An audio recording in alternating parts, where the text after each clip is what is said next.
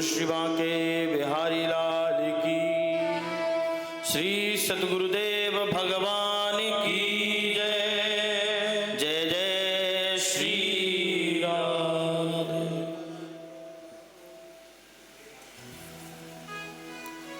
परम मंगलमय परात्पर अखिलेश्वर अकारण करुणा वरुणालय भक्तवांक्षा कल्पतरु तटितद्युत पीतांबरधारी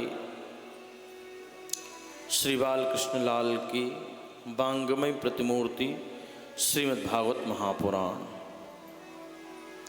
सहज भोरी वृषभानुकुशोरी परम करुणामयी दयामयी राधा रानी के श्री चरणों में हम आप सब कोटि कोटि प्रणाम करते हुए भाव से श्रद्धा से पावन कथा में प्रवेश करें। हम आप सब ने कल पावन कथा का श्रवण किया, गोवर्धन की कथा का श्रवण पान किया है, गोवर्धन की कथा को श्रवण किया है। लग रही आस करहूँ ब्रजवास तलहटी गोवर्धन की में। सुखदेव गुरुदेव कहते हैं, राजन परीक्षित, जब इंद्र का पूजन नहीं हुआ तो इंद्र बहुत क्रोधित हो गया और इंद्र ने प्रलयनकाली मेघों को आदेश किया कि जाओ जाकर के सारे ब्रज को डुबा देना, जाकर के सारे ब्रज को डुबा देना।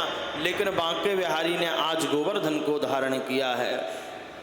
शास्त्र कहते हैं भगवान की उम्र 7 वर्ष की थी जब भगवान ने गिरिराज को धारण किया, तो बाएं हाथ की सबसे छोटी उंगली पर धारण किया। बहुत समझने वाली बात है, इसको समझिए। 7 वर्ष की आयु में 7 दिन 7 रात्रि पर्यंत तक बांके बिहारी ने ग्वाल बाल ब्रजवासियों की प्राण रक्षा की गोवर्धन को उठा करके। सुखदेव गुरुदेव ने कथा सुनाई। परीक्षित ने कहा, प्रभु परंतु भगवान ने बाएं हाथ से ही गोवर्धन को क्यों उठाया? और बाएं हाथ से उठाया, चलो किसी भी उंगली से उठा सकते थे, सबसे छोटी उंगली से उठाने का तात्पर्य क्या है? देखिए, भगवान जो करता है वो बिल्कुल विधिवत करता है, बिल्कुल सबके विषय में सोच करके समझ करके ही अच्छा करता है। इसलिए सुखदेव गुरुदेव कहते हैं, परीक्षित आज भगवान ने बाएं हाथ से पर्वत इसलिए उठाया, बाएं हाथ से गिरिराज को इसलिए उठाया, मानो भगवान कहना चाहते हैं, भगवान ने गोवर्धन को उठा करके मानो भगवान ये कहना चाहते हैं कि जो भी भक्त भगवान की शरण में आ जाएगा, संसार का त्याग कर करके, संसार से आसक्ति छोड़ करके भगवान के पास जो आ जाएगा, उसके कष्टों को हरना मेरे बाएं हाथ का खेल है। इसलिए मेरे बांके बिहारी ने गिरिराज को बाएं हाथ से उठाया है। ब्रजवासियों ने कहा, लाला जो माखन तू खाए वही माखन हम खाएं, फिर तैने गोवर्धन को कैसे उठाई लियो? ब्रजवासियों से कन्हैया ने कहा, सुनो, जब मैंने गोवर्धन को उठाया तो तुम सब मेरे सामने थे। क्या? तुम सब मेरे सामने थे। ब्रजवासियों ने भी मोटे मोटे डंडे लगाए ना। जब भगवान ने गोवर्धन को उठाया ब्रजवासियों को बचाने के लिए, तो ब्रजवासियों ने भी मोटे मोटे डंडे उठाए और डंडे लगा लिए। अब कन्हैया ने 2-3 दिन है गए, 4 दिन है गए, तो ब्रजवासी ने कहा, लाला तू जाके ने आराम कर ले, 3-4 दिन है गए, कुछ खा पी ले, हम गोवर्धन को उठा के रखें। कन्हैया ने कहा, बिल्कुल अभी जाता हूं, नीचे कर लूं उंगली। ब्रजवासियों ने कहा, तो तू क्या समझ रहा है कि तूने ही गोवर्धन को उठाया है? ब्रजवासियों ने कहा, तू क्या समझ रहा है गोवर्धन को तूने उठाया है? लाला उंगली नीचे करो, जाकर के आराम कर। भगवान ने जैसे ही किंचित मात्र उंगली नीचे की, चटपट चटपट करके सारे डंडे टूटने लग गए। ब्रजवासियों ने कहा, कन्हैया बचा, अभी तो तूने थोड़ी सी उंगली नीचे की और डंडे चटपट चटपट टूटने लगे। एक छोटे से ब्रजवासी ने कहा, कन्हैया अगर थोड़ी और उंगली नीचे कर देता तो हमारे कंधे भी चटपट चटपट करके टूट जाते। कहने का मतलब ये है कि हम कितना भी बल लगा लें, हम कितनी भी अपनी कोशिश कर लें, लेकिन जब तक उसकी कृपा की उंगली हमारे ऊपर है, जब तक उसकी कृपा का हाथ हमारे ऊपर है, तब तक दुनिया में हमारा कोई कुछ नहीं बिगाड़ सकता है। हम कितने भी साधन कर लें, कितने भी साध्य लगा लें, लेकिन अगर उसकी कृपा है तो समझिए कि अभी हमारे ऊपर बहुत बड़ा हाथ है। जा पर कृपा पर कृपा करे सब कोई। इंद्र ने अपने दूतों को भेजा, जाओ जाकर के देख जाओ, वृक्ष डूबा भी नहीं। प्रलयंकारी युगों को भेजा, जाओ जाकर के देख जाओ, वृक्ष डूबा भी नहीं। सुखदेव गुरुदेव कहते हैं जैसे ही उनके आए ना अनुचर दास आकर के देखा, वृक्ष में तो धूल हो रही है। ये कब संभव है? जब बिहारी जी की कृपा हो।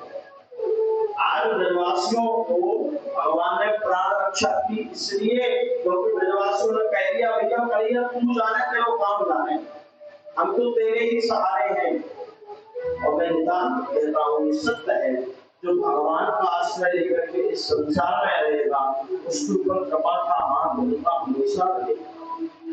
मिलहि न रघुपति बिनु अनुरागा, पिए मोट जब जोग विराग। जब तक उनको आप अपना प्रेमी नहीं बनाओगे, जब तक आपको उनसे परस्पर में प्रेम नहीं होगा, तब तक आपके ऊपर कृपा होगी नहीं। सुखदेव गुरुदेव कहते राजा परीक्षित ब्रजवासियों ने कहा, भैया तूने इतना बड़ा पर्वत कैसे उठा लिया? तो ठाकुर जी कहते हैं, सुनो, कछु मामले को बल बढ़ो, कछु गोपिन करी सहार। श्री राधा जी की कृपा से मैंने गिरवर दियो था। बहुत सुंदर बात कही है, अपनी कृपा से नहीं, श्री राधा जी की कृपा से मैंने गिरवर दियो था। मानो आज कन्हैया भी इस बात को मान रहे हैं, बाकी बिहारी भी इस बात को मान रहे हैं कि बिना राधा रानी के तो मैं साधन शुरू हूँ। भगवान ने बाल से कहा, कछु माखन को बल बढ़ो, कछु तुम सबने सहायता की। और श्री राधा जी की कृपा से ब्रह्म वैवर्त पुराण में लिखा है, भगवान ने 7 दिन 7 रात की पर्यंत तक जब तक गोवर्धन को धारण किया, तब तक राधा रानी अपनी प्रवृत्तियों को उठा करके रखा। वो कृपा हुई है, वो करुणा हुई है। उसकी शरण में जाने के बाद ठाकुर जी की शरणागति अपने आप प्राप्त होगी। राधा राधा रटती सब बाधा मिट जाए, कोटि जन्म की आपदा एक राधा नाम से जाए। एक बार हम आप सब राधा रानी को मनाए, ठाकुर जी को मनाए। सुखदेव परीक्षित ने कहा, प्रभु बाकी तो सब बात समझ में आ गई कि भगवान ने ब्रजवासियों की प्राण रक्षा करते हुए गोवर्धन को धारण किया और ब्रजवासी भगवान के पास आ गए, परंतु एक बात समझ में नहीं आई। सुखदेव गुरुदेव कहते हैं, पूछो क्या बात नहीं समझ में आई? बोले बात ये समझ में नहीं आई कि जब प्रलयंकारी युगों को इंद्र ने आदेश किया तो वर्षे होंगे, बिल्कुल वर्षे, उनका जल गया ना। बात समझने वाली है भाई, पानी गिरा तो जल गया ना। सुखदेव गुरु कहते रामावतार की चर्चा है। भगवान राम जब वापस आए ना अयोध्या, तो माता जानकी के मन में एक जिज्ञासा उत्पन्न हुई, किसी ब्राह्मण को भोजन कराया जाए। लेकिन सर्वरंगी भगवान राम के सामने, सुनो प्रभु, ऐसे ब्राह्मण को भोजन कराने के लिए लाना जिसको जब तक मैं भोजन कराते कराते तृप्त ना हो जाऊं, तब तक वो भोजन करके उठे ना। अब कोई ब्राह्मण आए तो एक दिन भोजन करे, कोई ब्राह्मण आए तो 2 दिन भोजन करे। माता जानकी ने भगवान राम से कहा, प्रभु मैंने आपसे शर्त रखी थी, आप उसको स्वीकार करिए। भगवान राम ने अगस्त्य ऋषि को बुलाया, अगस्त्य ऋषि को आमंत्रण किया। अगस्त्य ऋषि पूरे 27 दिनों तक बैठ करके भोजन किया, और जब 27 दिनों तक भोजन किया तो माता जानकी की नस नस जीवी कर। माता जानकी आई, कहा प्रभु अब मेरी तृप्ति हो गई, अब तो आपको विदा करिए, मैं तो प्रणाम करती हूँ। अगस्त्य ऋषि ने कहा, माँ आप एक चीज भूल रही है, मैंने भोजन किया भी, जल तो मैंने किया ही नहीं। माता जानकी ने कहा, अब इस इस विषय की चर्चा तो आप स्वामी से करिए, क्योंकि मैं तो 27 दिनों से केवल अनवरत रूप से आपको भोजन करा रही हूँ, और जो व्यक्ति 27 दिनों से भोजन कर रहा है वो जल कितना पिएगा। भगवान ने कहा अगर तुम इसी से जाओ, मैं भी मर्यादा पुरुषोत्तम हूँ।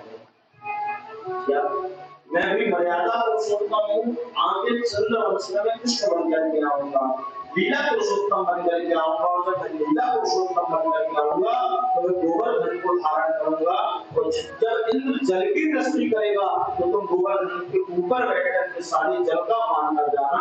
आज वही अगस्त ऋषि ने सारे जल का पान किया। गुरु गोवर्धननाथ की जय। इस प्रकार से ठाकुर जी ने गिरिराज को उठा करके हम आप सब भी गिरिराज परिक्रमा लगाए। जाकर के देखिए कई भक्त तो ऐसे हैं गिरिराज में, वृंदावन में 108 शिलाएं पत्थर छोटे छोटे रख करके एक जगह से 108 परिक्रमा करते हैं। अब विचार करिए 21 किलोमीटर की परिक्रमा एक जगह से 108 बार व्यक्ति करेगा तो कितने साल में होगी। ये भी तपस्या है, कलयुग की सबसे बड़ी तपस्या है। ये साधारण नहीं है, किसी न किसी रूप में तो भगवान के अंग ही है, भगवान की गोपियां ही है। सुखदेव गुरु कहते राजा परीक्षित, इसके बाद कथा आती है बाबा नंद एकादशी का व्रत रखा करते थे। एकादश्यां निराहारो समभ्यच्युत बाबा नंद एकादशी का व्रत रखा करते थे। एकादशी का व्रत हम सबको रहना चाहिए। कई लोग कहते हैं महाराज हमने तो छोड़ दिया था, नहीं, आपने उसका उद्यापन कर दिया तो फिर भी रहिए। ये व्रत हमारे सनातन धर्म का सबसे श्रेष्ठ व्रत है, एकादशी का व्रत। लोग एकादशी का व्रत क्यों रखते हैं? पहले तो ये जाने कि एकादशी कहते किसे। क्या भूखे रहने का नाम एकादशी है? आपने भूखे रह करके व्रत तो नहीं लिया, लेकिन वाणी नहीं सुधरी, मन नहीं सुधरा, तो व्रत रहने का क्या मतलब? बोलिए, आपने भगवान की पूजा आराधना तो कर लिया, लेकिन मन का भाव नहीं बन रहा, तो पूजा आराधना करने का कोई मतलब नहीं। एकादशी कहते हैं 5 कर्मेंद्रिय 5 ज्ञानेंद्रिय एक मन, और इन्हीं 11 को भगवान में लगा देना ही एकादशी। तो उपवास, भगवान के पास बैठना ही उपवास है। हम व्रत तो रहिए, सुबह से शाम तक घूमते रहिए, पता नहीं लोगों का दिल दुखा दिया, कितने लोगों से झगड़ लिए, कितने लोगों से लड़ लिए, कोई मतलब नहीं व्रत का। इसलिए सुखदेव गुरुदेव कहते हैं परीक्षित, एकादशी का व्रत बाबा नंद रहा करते थे, और उस समय घड़ी तो थी नहीं, तो रात्रि में उठ करके यमुना जी स्नान करने पहुंच गए। शास्त्र कहते हैं पवित्र नदियों में, पवित्र तीर्थों में रात्रि में स्नान नहीं करना चाहिए।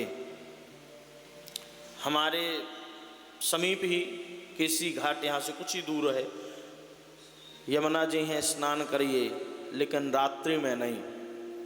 रात्रि में 2 चीज़ें निषेध हैं, लिखा हुआ है नागनः स्नायाः, निर्वस्त्र होकर के किसी नदी में क्या, घर में भी स्नान नहीं करना चाहिए क्या, और रात्रि में किसी पवित्र तीर्थ में, पवित्र नदी में स्नान नहीं करना चाहिए। बाबा नंद रात्रि में चले गए, और रात्रि में जैसे ही स्नान करने गए तो वरुण के दूत पकड़ के ले गए। वरुण के दूत पकड़ के ले गए। प्रातः काल हुई, बाबा नंद के महल में भीड़ इकट्ठी हो गई, बाबा कहाँ गए, बाबा कहाँ गए। जब सबने पूछा, मैया यशोदा ने कहा कहीं नहीं गए, बाबा तो आज एकादशी है तो स्नान करने के लिए गए हुए हैं, हम कहीं भी रहें, एकादशी को हम कैसा स्नान करें, ये बाबा नंद बता रहे हैं। अगर हम एमपी में हैं तो माँ नर्मदा की गोद है, वहाँ स्नान करिए। अगर हम यहाँ हैं तो वृंदावन में जमुना जी का स्नान करिए। अगर हम हरिद्वार में है तो गंगा मैया का स्नान करिए। पवित्र नदियों में स्नान करने के जब तन शुद्धि हो जाएगी तो मन शुद्धि अपने आप हो जाएगी। इसलिए सबने पूछा कहाँ गए, कहाँ गए। भगवान ने कहा मैं जाकर के देखता हूँ। मैया आप चिंता मत करो, भगवान स्वयं गए हैं आज बाबा को लेने के लिए। जैसे ही जमुना जी पर भगवान आए, आकर के देखा वो तो त्रिकालदर्शी हैं, लीला के लिए भगवान ने अवतार लिया था, वो तो सबको जानने वाले हैं, क्या करनेंगे क्या कर रहे हैं सब जानने वाला है ईश्वर।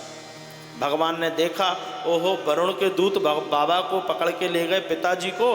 भगवान ने जमुना जी में छलांग लगाई और सीधे वरुण के यहाँ पहुँच गए।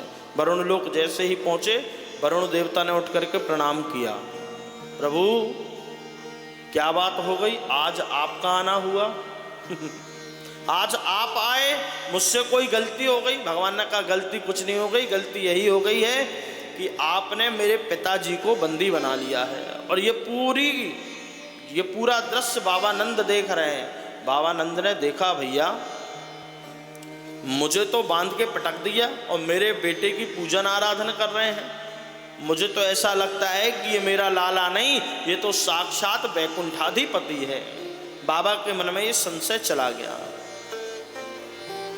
वरुण के दूत ने बाबा को छोड़ा, बाबा को लेकर के भगवान आए और जैसे ही आए ना तो बाबा ने भगवान से एक भी बार बात नहीं की।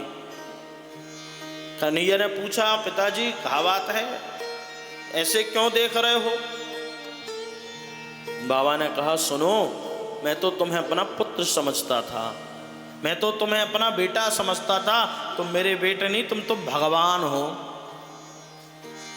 सुखदेव गुरुदेव कहते हैं, परीक्षित भगवान ने कहा अगर भगवान हैं, आपको कैसे लगता भगवान है? बोले जहां मुझे पटक दिया गया बांध के, वहां तेरी पूजन आराधन हो रही है, तो तू कोई साधारण नहीं, तू भगवान है। इतनी चर्चा करते करते पहुंच ही गए थे नंद महल। ब्रजवासियों ने पूछ लिया, बाबा क्या बात हो गई, कौन से भगवान की क्या बात हो गई? बाबा ने कहा, भैया आज मैंने एक बात जान ली, आज एक बात समझ ली, ये मेरो लाला ना है, ये तो बैकुंठाधिपति भगवान हैं। अब फिर क्या था, ब्रजवासियों ने जिद की है क्या? ब्रजवासियों ने जिद की, बाबा ने जैसे ही बताया तो ब्रजवासियों ने जिद की कि कन्हैया हमको तो तेरे बैकुंठ का दर्शन करना है, इसी ब्रज में, यहीं पर वृंदावन की महिमा वृंदावन में बैठ कर के गाई जाए तो ये तो सौभाग्य का विषय है, लेकिन कब तक गाएं? यहाँ की महिमा तो अनंत है, अनादिकाल से लोग गाते चले आ रहे हैं। जब से सनातन धर्म हुआ है, जब से सनातन धर्म चला है, तब से लोग इस धर्म की व्याख्या करते आ रहे हैं, लेकिन पूरी नहीं हुई, क्योंकि ये अनादिकाल से चला रहा है सनातन धर्म। ब्रजवासियों ने कन्हैया से कहा, कन्हैया तू हमें अपने बैकुंठ का दर्शन करा। भगवान ने कहा, सुनो, अगर तुम ये कहते हो कि मैं बैकुंठाधिपति भगवान हूँ तो ये भूल जाओ, क्योंकि देखिए भगवान मानो ये कहना चाह रहे हैं, जितनी सुलभता से, जितनी सहजता से भगवान वृंदावन में मिलता है, कन्हैया वृंदावन में मिलता है, इतनी सहजता से तो कहीं मिलते नहीं। क्योंकि भगवान यहाँ के राजा नहीं हैं, यहाँ की सरकार तो लाडली राधा रानी है। भगवान तो द्वारिका के राजा हैं। भगवान ने जो यहाँ लीलाएं की है ना, इसी वृंदावन में भगवान घूमे हैं, नग्न पैर घूमे हैं, उस ब्रज को अपने मुख में भी भगवान ने रखा है। वृंदावन की अपार महिमा है। कितना भी मन आपका उदास हो, आप ब्रज चले जाओ, बिहारी जी चले जाओ, प्रेम मंदिर चले जाओ, मन आपका एकदम प्रफुल्लित हो जाएगा। क्यों? क्योंकि आपका मन दुखी होता है अपने स्वयं के कर्मों के कारण। परंतु वृंदावन में बिहारी जी के दर्शन करो, हम कल गए हुए थे बिहारी जी, बहुत भीड़, उस भीड़ में भी दर्शन करने का क्या आनंद है बिहारी जी का। बिहारी जी के सन्मुख कहीं भी खड़े हो जाइए, बड़ी बड़ी आंखें बिहारी जी की, कोई बाजू में खड़ा हो तो भी उसको ऐसा लगता है जैसे बिहारी जी मुझे ही देख रहे हैं, कोई सामने खड़ा हो तो भी ऐसा लगता है बिहारी जी मुझे ही देख रहे हैं। ये भगवान का चमत्कार नहीं तो क्या है? जो भक्त जहां से दर्शन कर ले उसको ऐसा लगता है कि बस बिहारी जी मुझे देख रहे हैं। तो इतना आनंद और कहीं नहीं है जितना आनंद इस पावन भूमि वृंदावन में है। यहां आकर के अगर हमने संसार की चर्चाएं की और संसार की चर्चाओं में निर्लिप्त रहे और संसार की बातें करके अगर अपने दिन बेकार किए तो फिर आपसे बड़ा कोई ना समझदार नहीं है। हम यहां आए हैं कथा सुनने, हम यहां शिकायत लेकर के नहीं आए हैं। शिकायत तो वहां की जाती है जहां हम पैसे दे करके रहें। हम तो यहाँ श्रद्धा का विषय लेकर के आए हैं। और मैं ये कहता हूँ आपके हजारों करोड़ों लाखों रुपए बेकार हैं अगर आपका एक श्रद्धा विश्वास अगर आपका है और अगर आप यहाँ हैं तो आपकी श्रद्धा ही मायने रखती है, पैसा मायने नहीं रखता है। बोलिए, हमसे भी बड़े बड़े धनपति हैं लेकिन वो चाह करके भी यहाँ नहीं आ पाते। क्यों? क्योंकि बिहारी जी की कृपा नहीं है, हमारे ऊपर कृपा है। क्यों? क्योंकि हमने उनके लिए कुछ किया होगा। इसलिए हम आप सब बस कल का दिन शेष है तो बड़े आनंद से कथा को अपनी सजाइए। ये तो सजाने के ऊपर है, आप कितने अच्छे से सजाते हैं। जैसे हम शरीर को सजाने में, देह को सजाने में टाइम लगाते हैं, ऐसे कभी देव को सजाएं। और अगर आप, मैं गारंटी से कहता हूं, अगर आपने देव को सजा लिया तो फिर आपको देह सजाने की जरूरत नहीं पड़ेगी। वृंदावन में भी अगर आकर के हमने देह को संवारा तो हमने कुछ नहीं संवारा। जो मिल जाए वो पा लीजिए। मैंने कहा था पहले दिन, यहां पर ऐसे ऐसे भक्त हुए हैं जो मधुकरी मांग के खाते हैं फिर भी मौज से हैं। क्या सुख मिलेगा यहाँ, और किस सुख की हम अपेक्षा करें यहाँ से बैठ करके। इससे बड़ा सुख और कहाँ होगा। ब्रज में बैठ करके ठाकुर जी की शरणागति मिल जाए बिहारी जी, बाकी तो सब बेकार है, सब मिथ्या है। भगवान से ब्रजवासियों ने जिद की, कन्हैया तो हमें अपने बैकुंठ को दर्शन करा। भगवान ने कहा चलो, ब्रह्मकुंड है यहीं अटल्ला चुंगी के पास जाकर के देखिए। कहा ब्रह्म, जिसको बैकुंठ दर्शन करना है वो या कुंड में कूद जाए। कन्हैया ने कहा, ब्रजवासियों ने कहा, कन्हैया तू छलिया है, पहले तू ही कूद फिर हम तेरे पीछे सब कूदें। भगवान ने छलांग लगाई और छलांग लगाए तो सीधे भगवान बैकुंठ पहुंच गए। बोलिए बैकुंठाधिपति भगवान की। जैसे ही भगवान पहुंचे, मैंने क्या कहा, जितना सरलता से बिहारी जी यहाँ मिलता है उतना सरलता से और कहीं नहीं मिलता, उतनी सहजता से कहीं नहीं मिलता। ब्रजवासी भी पहुंच गए। अब ब्रजवासी ढूंढ रहे हैं भगवान कहीं मिल जाएं। ब्रज में तो भगवान ढूंढते हैं कहीं भक्त मिल जाए, और बैकुंठ में आज ब्रजवासी ढूंढे कहीं भगवान मिल जाए। ब्रजवासियों ने चक्कर लगाया पूरे बैकुंठ का देखते हुए। एक नन्हे से ग्वाले की नजर पहुंची, भगवान शेषनाग पर अभय मुद्रा से लेटे हुए हैं। और जैसे ही शेषनाग के ऊपर क्षीर सागर में भगवान लेटे हैं, नन्हे से ब्रजवासी ने कहा, कन्हैया जल्दी नीचे उतरा वरना सांप काट ले। जैसे ही आगे बढ़ने की अपेक्षा की, जैसे ही बढ़ना चाहे भगवान की तरफ, द्वारपालों ने रोक दिया। मौनम आस्था, यहाँ तो मौन रहिए, भगवान का भजन करिए, मौनम आस्था। ब्रजवासियों ने कहा तो इसका नाम बैकुंठ है। क्या इसका नाम बैकुंठ है जिसकी इतनी महिमा हमने सुनी थी? ये बैकुंठ तो हमारे वृंदावन से भी बेकार है। आज वृंदावन की महिमा को बैकुंठ की महिमा के सामने ऊंचा कर दिया है। जैसे ही ब्रजवासियों ने इतना कहा, ब्रजवासी पुनः वृंदावन आ गए। सुखदेव गुरुदेव कहते हैं, परीक्षित भगवान ने किंचित मात्र दर्शन कराए, उस दर्शन में भी भगवान ने पूरी बात को स्पष्ट कर दिया कि जो सुख तुम्हें ब्रज में मिलेगा, जो आनंद तुम्हें ब्रज में मिलेगा, वो आनंद तुम्हें बैकुंठ में भी नहीं मिलेगा। इसलिए भगवान यहाँ लीला पुरुषोत्तम बन करके आए। इसी वृंदावन में कन्हैया ने लीलाएं की हैं।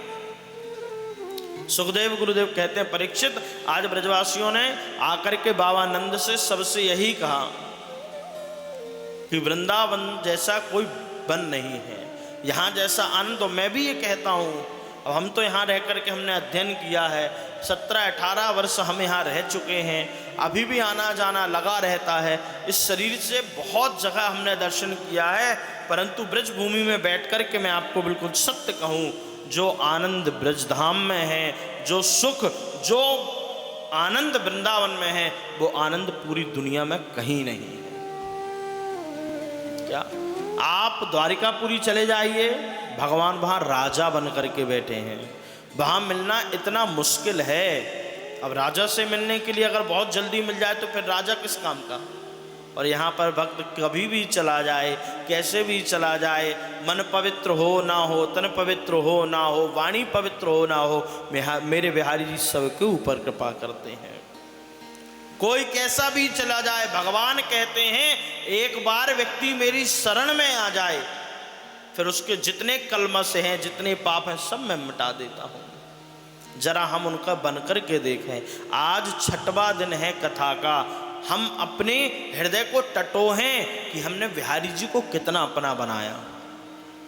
क्या जितना कॉन्सेंट्रेट, जितना दिमाग हम यहाँ वहाँ की चर्चाओं में लगाते हैं, इतनी बुद्धि अगर बिहारी जी में लगाएं तो यही 7 दिन काफ़ी हैं हमारी आपकी मुक्ति के लिए, हमारी आपके प्रेम के लिए। प्रेम तो 1 मिनट में प्रकट हो जाता है 1 सेकेंड में 2 आंखें 4 हुई, बिहारी जी से भक्त हंस पड़ा और प्रेम हो गया। लेकिन वो होगा कब? जब हम उनके बनेंगे। इसके लिए उनका बनना पड़ेगा, बिना बने प्रेम होगा नहीं। जाने बिन न होए परितीति, बिन परितीति होए नहीं प्रीति। जब तक आप जानोगे नहीं तब तक आप मानोगे नहीं, और जब तक आप मानोगे नहीं तब तक उनसे प्रेम होगा नहीं। भगवान कहते हैं संबंध दोनों तरफ से चलते हैं। बोलिए, बिहारी जी आपके पीछे लगे रहे तो भी संबंध नहीं चल सकता है, आप बिहारी जी के बस पीछे लगे रहे तो भी नहीं चलता है। आपको बिहारी जी कुछ आपके ऊपर कृपा करें, कुछ आप कृपा के भाजन बनिए, तब बिहारी जी की कृपा होती है। भगवान भक्ति के बिना तो एक पग भी नहीं रखते। इसी वृंदावन की सत्य घटना मैं आपको कहता हूँ। इसी वृंदावन में परिक्रमा मार्ग में एक संत रहते थे, शालिग्राम भगवान की सेवा किया करते थे। शालिग्राम भगवान की सेवा किया करते थे, उनको ही सर्वस्व अपना मानते थे, उनके लिए सर्वस्व वही थे।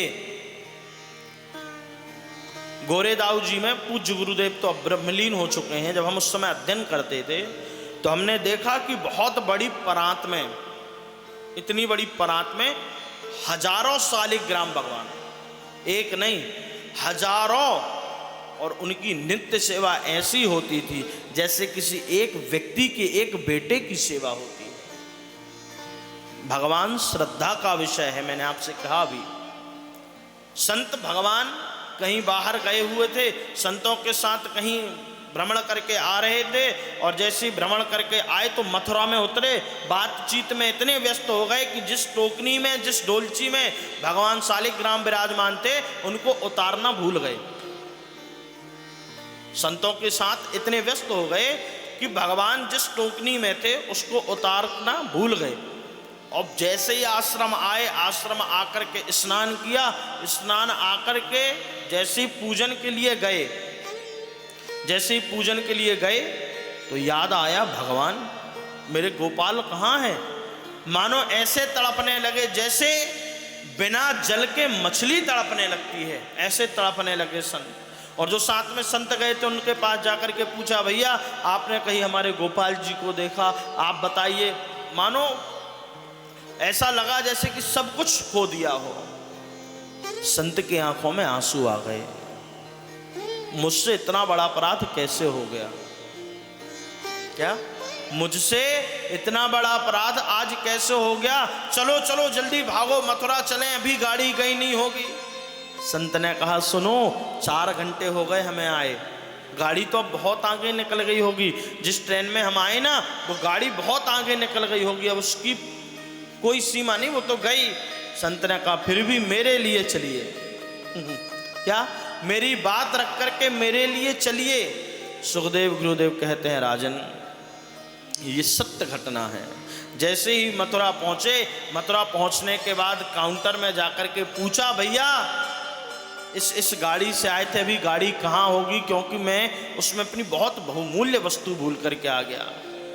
संत की बात सुनकर के जो बैठा था ना, उसने कहा, कौन सी गाड़ी थी। उसने बताई, ये गाड़ी थी। बोले, अच्छा वो गाड़ी थी, 4 घंटे पहले आई थी, कोई खराबी नहीं, कोई एक भी कुछ किंचित मात्र उसमें गड़बड़ी नहीं है, लेकिन 4 घंटे से गाड़ी आगे बढ़ ही नहीं रही है, यहीं खड़ी है, खराबी क्या है पता नहीं है। संत मुस्कुराए, आंसुओं को पोंछते हुए बोले, मुझे पता है क्या गड़बड़ी है। जाकर के अपने सालिग्राम भगवान को उठाया, हृदय से लगाया, और जैसे ही गाड़ी से नीचे उतरे, गाड़ी अपने आप चल पड़ी। मानो भक्त से, भगवान से कहना चाहते हैं भक्त से कि अगर तू मेरे बगैर एक पग नहीं रखता तो मैं तेरे बगैर एक पग कैसे रख सकता हूं। ऐसा भाव हमारा हो जाए। हम आप सेवा करते हैं लड्डू गोपाल की, बहुत अच्छी बात है। मैंने देखा है प्रायः लोग लड्डू गोपाल की सेवा करनी चाहिए। उस दिन महाराज श्री ने कहा था, गोपाल जी के दोनों हाथ में लड्डू हैं। भगवान लड्डू गोपाल की सेवा करने वाला, दोनों हाथ में लड्डू के समान उसको सुख मिलता है, करनी चाहिए। लेकिन सेवा कैसी करनी चाहिए? जैसे हम अपने बच्चे का ध्यान रखते हैं, ऐसे भगवान की भी सेवा करें। दिल्ली यहीं से पास में है, कोई दूर नहीं है। ऐसे ऐसे भक्त हैं, सैटरडे को आते हैं, संडे को यहाँ दर्शन करते हैं, वापस होते हैं। उनके हर व्यक्ति के हाथ में देखो गोपाल जी होंगे। क्यों? वो बिहारी जी से मिलवाने ले जाते हैं। चलो बिहारी जी से मिल करके आओ, ये प्रेम नहीं तो क्या है। सुखदेव गुरुदेव कहते हैं, राजन परीक्षित, आज वैकुंठ की महिमा को फीका बताया है। इसके बाद भगवान ने रास किया है। पहले हुआ रास, फिर हुआ है महारास। भगवान अपिता रात्रि सरदोत्फुल्ल मल्लिका वीक्षदन्तं मनश्चक्रे योग मायामुपाश्रिता। बहुत ध्यान से सुनिए। इसी ब्रज में ठाकुर जी ने रास भी किया है, महारास भी किया। पहले किया है रास और फिर किया है महारास। जिसको महारास में प्रवेश चाहिए, सुखदेव गुरुदेव कहते राजन परीक्षित, महारास में प्रवेश करना है तो पहले रास की लीला को समझना पड़ेगा। तो कई लोग कहते महाराज भगवान ने रास किया है, भगवान नहीं, समरथ को नहीं दोष गोसाई। और भगवान ने रास किया तो भगवान की उम्र 8 वर्ष थी। जब भगवान ने रास किया तो भगवान की उम्र केवल 8 वर्ष की थी। सुखदेव गुरुदेव कहते राजन परीक्षित, भगवान ने सुंदर बंसी बजाई है। जैसे ही बंसी बजाई, अर्धरात्रि में बंसी को बजाया, भागी भागी गोपियां आईं, और गोपियां जैसे ही आईं तो भगवान ने सबका स्वागत किया। अर्धरात्रि में, कथा सुनिए, जैसे ही भगवान ने बंसी का निनाद किया, गोपियां भागी भागी आईं, भगवान ने सबका स्वागत किया। स्वागतम ते नमस्तुभ्यं प्रियम किम करिवाणि वा। आइए, स्वागत है, स्वागत है। भगवान ने सबका स्वागत किया, और स्वागत करने के बाद जैसे ही गोपियां बैठी तो भगवान ने कहा, किस कारण से आई बताओ।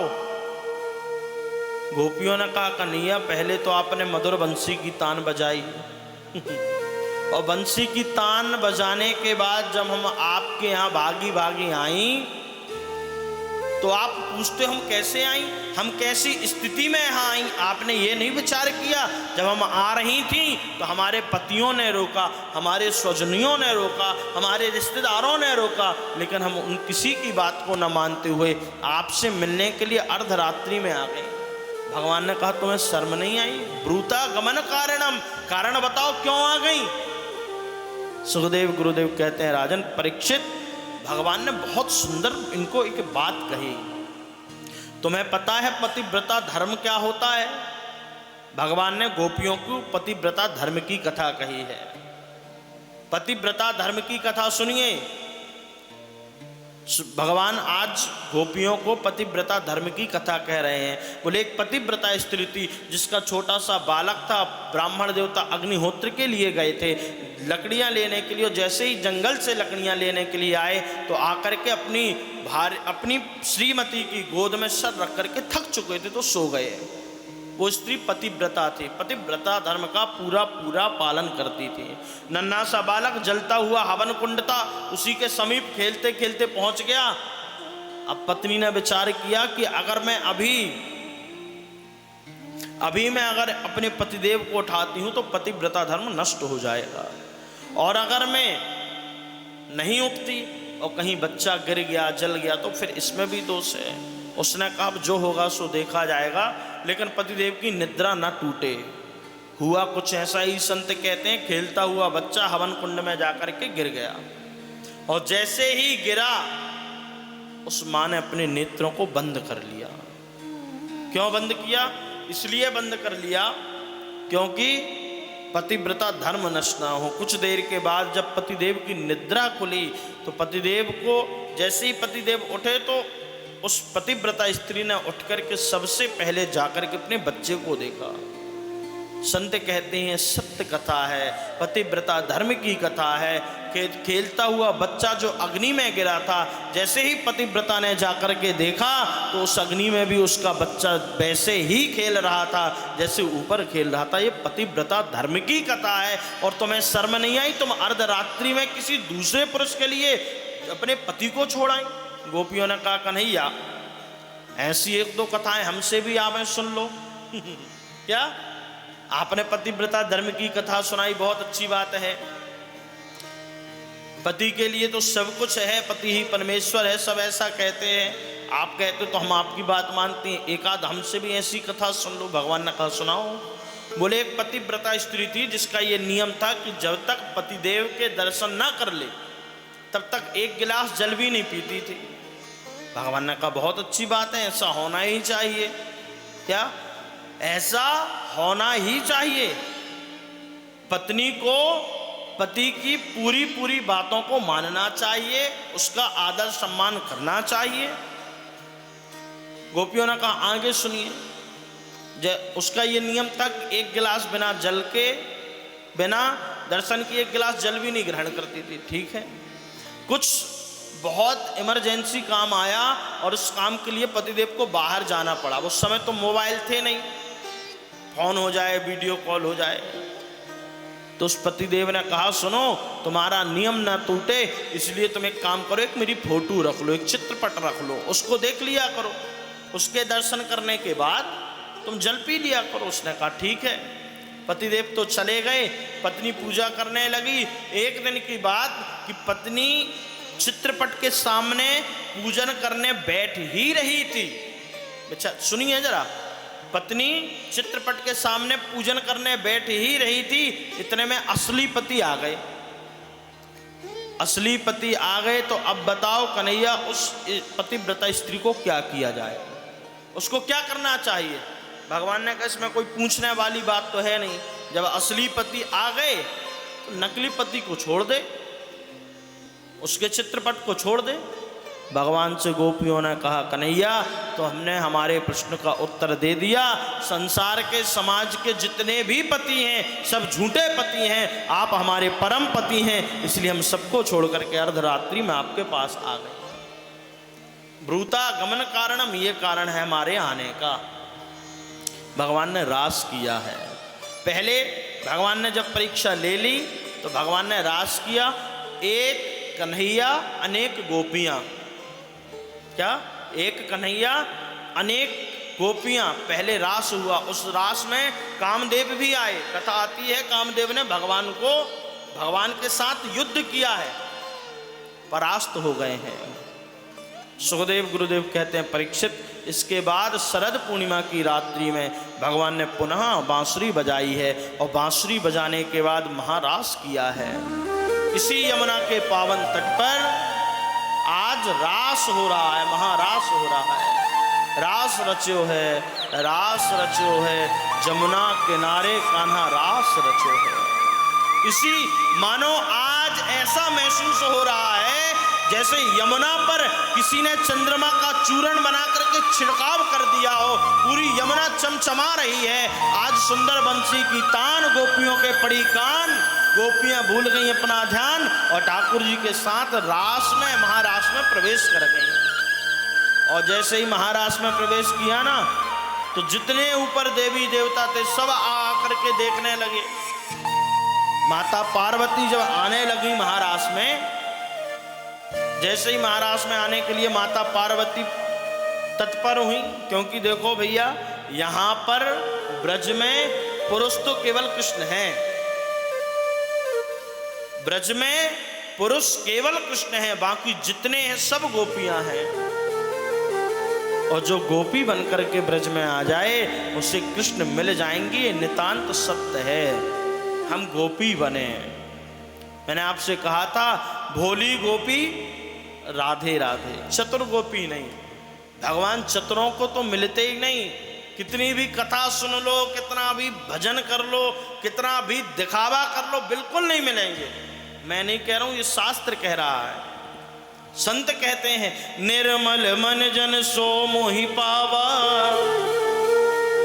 मोह कपट छल छिद्र न भावा।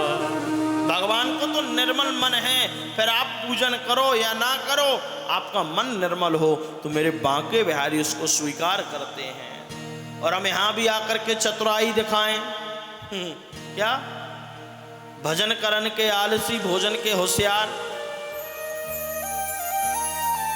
विचार करिए, अगर हम जितना भोजन के लिए भागते हैं इतना हम भगवान के भजन के लिए भागने लगे तो ये कथा सुनना हमारा सार्थक हो जाएगा ना।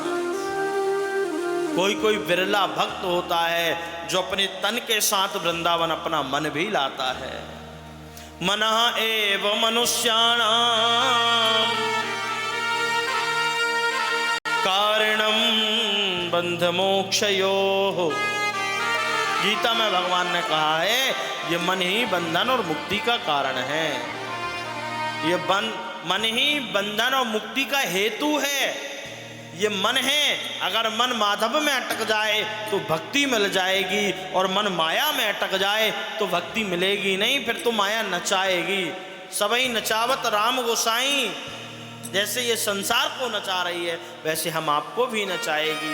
इसलिए सुखदेव गुरुदेव कहते हैं राजन, आज गोपियों की परीक्षा होने के बाद मेरे बांके बिहारी ने इनको महाराष्ट्र में प्रवेश कराया है। और महाराष्ट्र में प्रवेश कराया, सब आने के लिए तैयार। माता पार्वती जैसे ही तैयार होने लगी तो भगवान भोलेनाथ ने पूछा, देवी कहाँ चली? बोले पता नहीं। आज ब्रजधाम में, वृंदावन में आज महारास होने वाला है। भोलेनाथ ने कहा तो हम भी चलें? बोले नहीं। क्यों?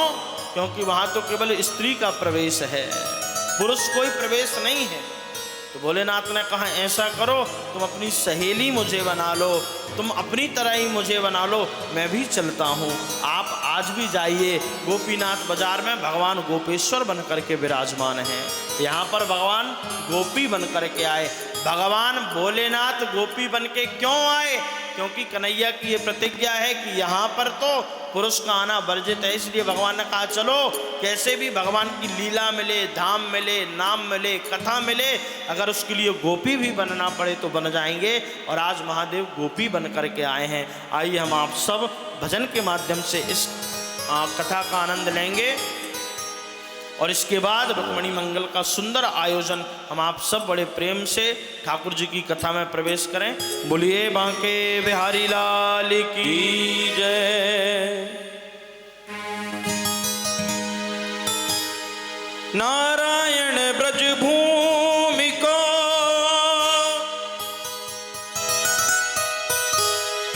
सवई नवावे मां। जय हो। जहां आप गोपी बने, बाबा भोले नाथ।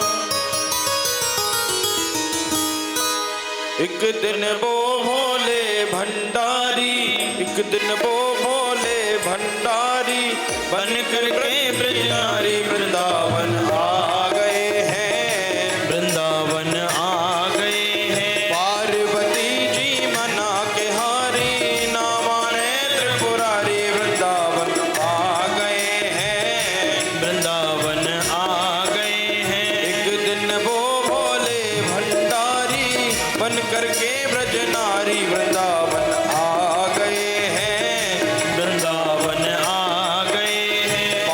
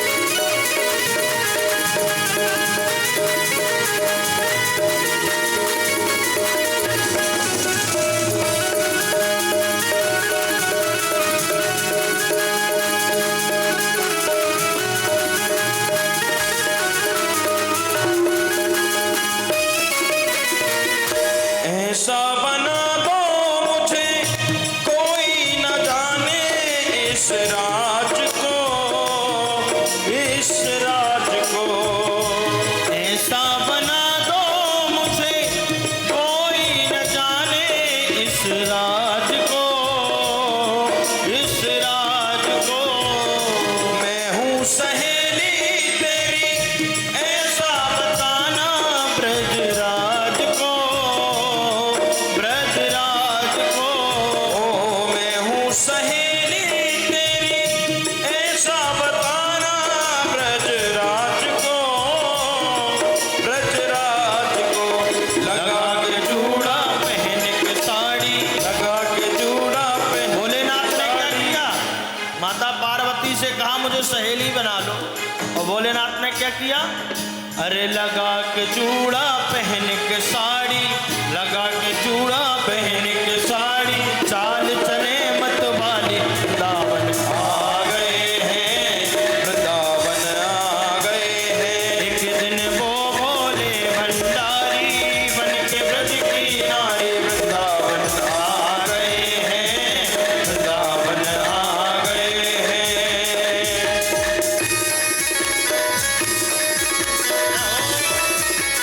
श्री राधे।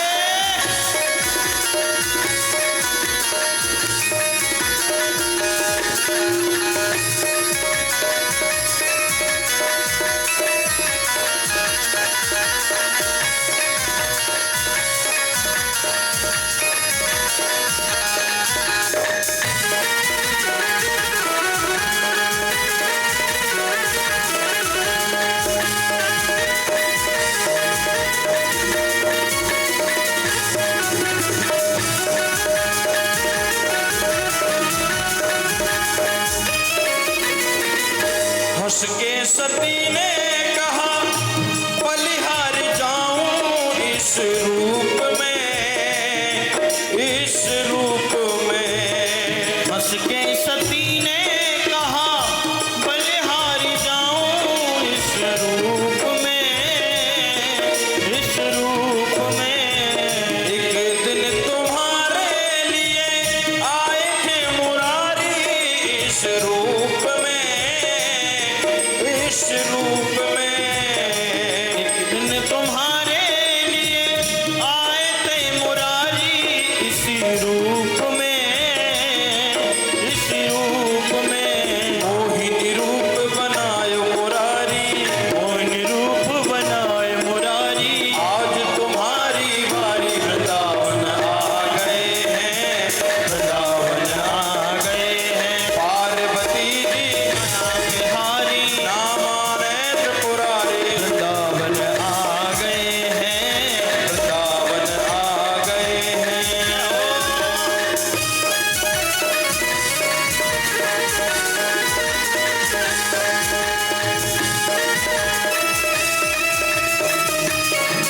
श्री राधे। एक बार कहिए रास बिहारी भगवान की।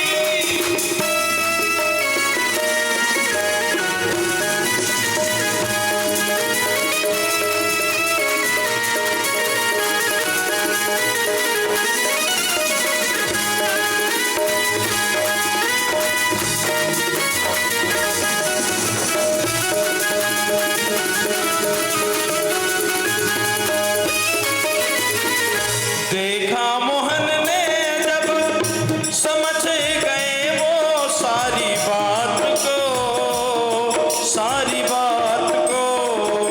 देखा मोहन ने जब समझ गए वो सारी बात को, सारी बात को। ओ ऐसी बजाई बंसी सुध-बुध भूली भोलेनाथ को, भोलेनाथ को। भगवान शिव जब पहुंचे, सुनिए जरा, भगवान शंकर जब पहुंचे ना गोपी बन करके, तो भगवान समझ गए कि आगे तो माता पार्वती हैं, पीछे ये मोटी गोपी कौन आई। लेकिन भगवान ने कहा चलो आने दो, ब्रज में आ गए हैं तो आ जाने दो। लेकिन भगवान ने क्या लीला करी सुनिए जरा। ऐसी बजाई बंसी सुध बुध भूली भोलेनाथ को, भोलेनाथ को। ऐसी बजाई बंसी सुध बुध भूली भोलेनाथ को, भोलेनाथ को। हुआ क्या? सर से सरक गई है साड़ी, जो पहन के आए थे ना गोपी बन के, भगवान की मधुर तान सुन के क्या हुआ? सर से सरक गई है साड़ी, हंस गए कृष्ण मुरारी, वृंदावन आ गए हैं, वृंदावन आ गए हैं। पार्वती जी मनाए बिहारी, नामा ने त्रिपुरारी, वृंदावन आ गए हैं, वृंदावन आ गए हैं। बन के ब्रज की नारी, वृंदावन आ गए हैं, वृंदावन आ गए हैं, वृंदावन आ गए हैं, वृंदावन आ गए हैं।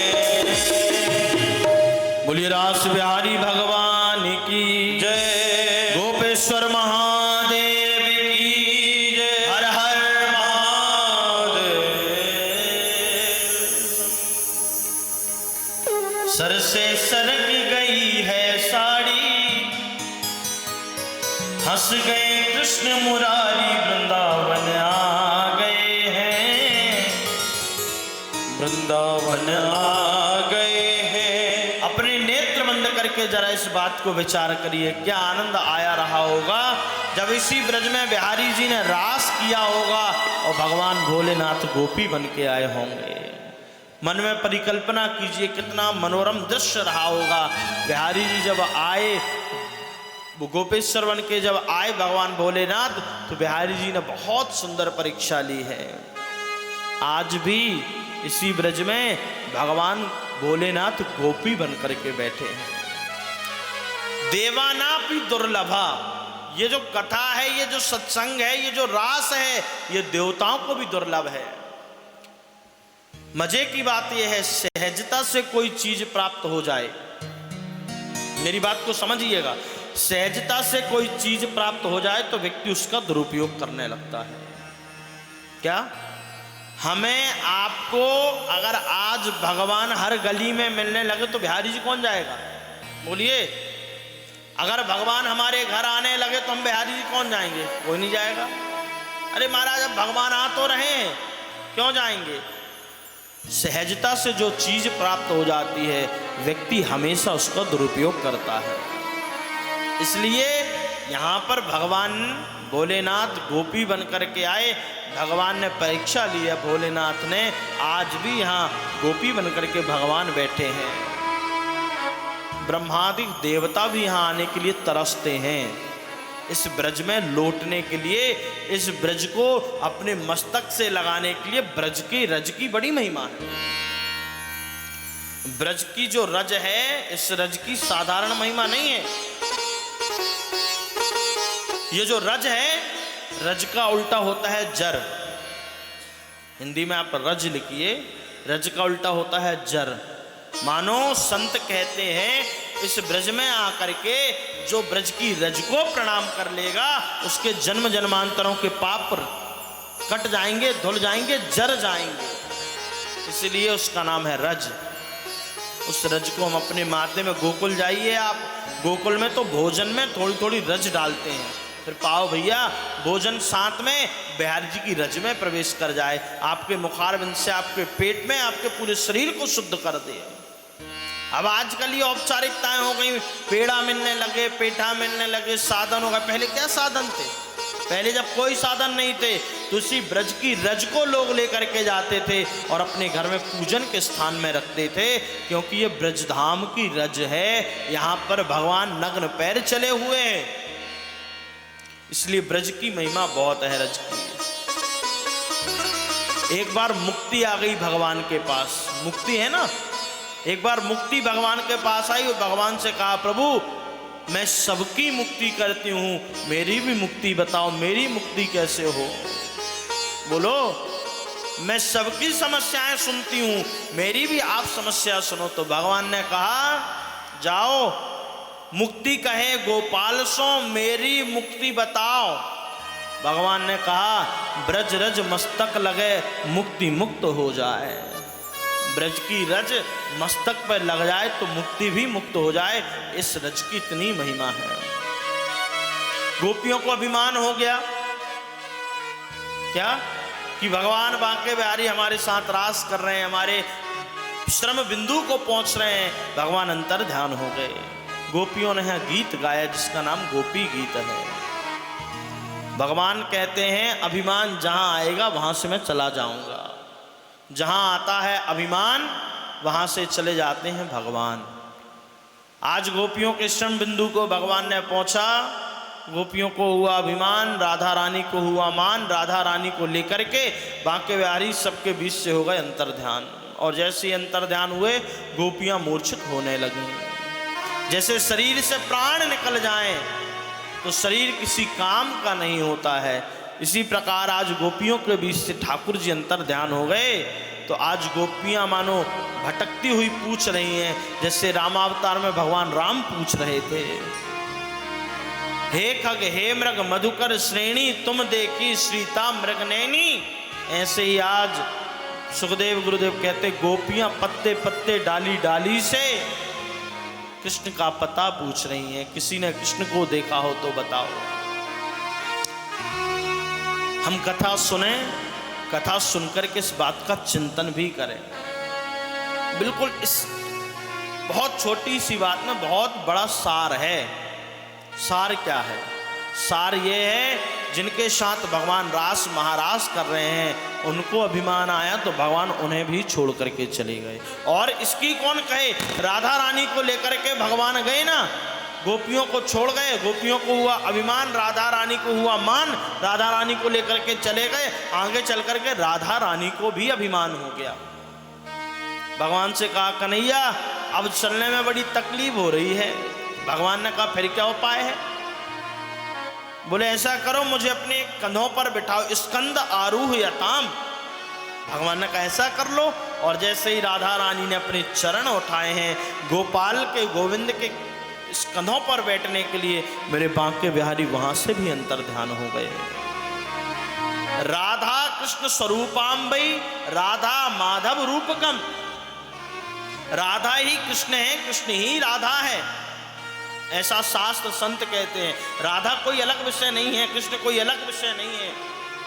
एक दो शरीर एक आत्मा, ऐसे ही राधा और कृष्ण हैं। लेकिन भगवान ने आज राधा रानी को छोड़ दिया अभिमान के चक्कर में। ये ध्यान रखना, हम आप थोड़े से भजन कर लें, थोड़ा सा पूजन कर लें, थोड़ा सा धन आ जाए, सब करना, लेकिन कभी अभिमान मत करना। अभिमान ही हमारे पतन का कारण है। क्या यहाँ चाहे कहीं भी हम अगर अभिमान करते हैं तो समझ जाना कि हमारी जिंदगी बेकार है। अभिमान ही व्यक्ति के पतन का कारण बनता है। सुखदेव गुरुदेव कहते हैं राजन राधा रानी को भी अभिमान हुआ, राधा रानी को भी छोड़ करके बांके बिहारी अंतर ध्यान हो गए। गोपियां ढूंढती हुई आई, देखा राधा रानी मूर्छित पड़ी हैं, तो जमुना जी की कुछ बिंदुएं उठाई और उठा करके जैसे ही मुखार बिंद में छिड़काव किया तो राधा रानी कृष्ण कहते हुए उठ गई। जैसे उठी तो गोपियों से पूछा कृष्ण कहाँ है? गोपियों ने कहा राधा रानी हमने तो विचार किया था ठाकुर जी आपको लेकर के आ गए हैं, यहाँ तो आप भी मूर्छित पड़े, भगवान कहाँ है? जब बहुत प्रार्थना बहुत स्तुति की भगवान नहीं आए तो गोपियों ने गीत गाया जिसका नाम है गोपी गीत। मैं आपको बता दूं इस गोपी गीत का जो व्यक्ति पाठ करता है, श्रवण करता है, संध्या कालीन वेला में, गोधूली वेला में इसका पाठ करने का बहुत फल है, बहुत महत्व है। अगर नहीं बनता है तो सुनो, सुनना भी, सुनने से भी याद हो जाता है। गोपियों ने गीत गाया 18 श्लोक में, गोपियों ने गाया 19वें श्लोक को राधा रानी ने गाया है। हम केवल 2 पंक्ति गाएंगे क्योंकि रुक्मणी मंगल तक पहुंचना है। आइए बड़े प्रेम से गोपियां कहती हैं कन्हैया, सुखदेव गुरुदेव कहते हैं गोपियों ने गोपी गीत गाया, नरकुटक छंद है। बड़े प्रेम से इस गोपी गीत का हम आप सब रसास्वादन करें। जयति ते देखम जन्मना प्रजा जयति ते देखम जन्मना प्रजा शयत इंदिरा शाश्वता प्रही शयत इंदिरा शाश्वता। मानो गोपियां भगवान से कह रहे हैं, कन्हैया जयति तेधिकम जन्मना प्रजा, आपको अगर हमें छोड़ करके जाना था तो इस ब्रज में हमें जन्म क्यों दिया, इस ब्रज में आप क्यों आए, अगर छोड़ के जाना ही था तो फिर क्यों गए। क्या आज गोपियों ने वैकुंठ की महिमा को फीका बता दिया ब्रज की महिमा के सामने। और अगर हम चाहें भी कि अपने प्राणों का परित्याग कर दें तो वो भी नहीं कर सकती, क्योंकि आपने हमें अमृत कथा का रसपान कराया है। बहुत सुंदर पंक्ति गाई है। तब कथामृतम तप्त जीवनम कविभिरीडितम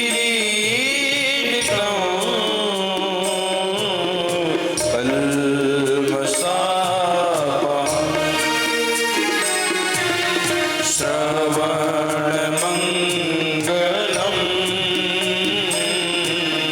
श्रीमदाततम्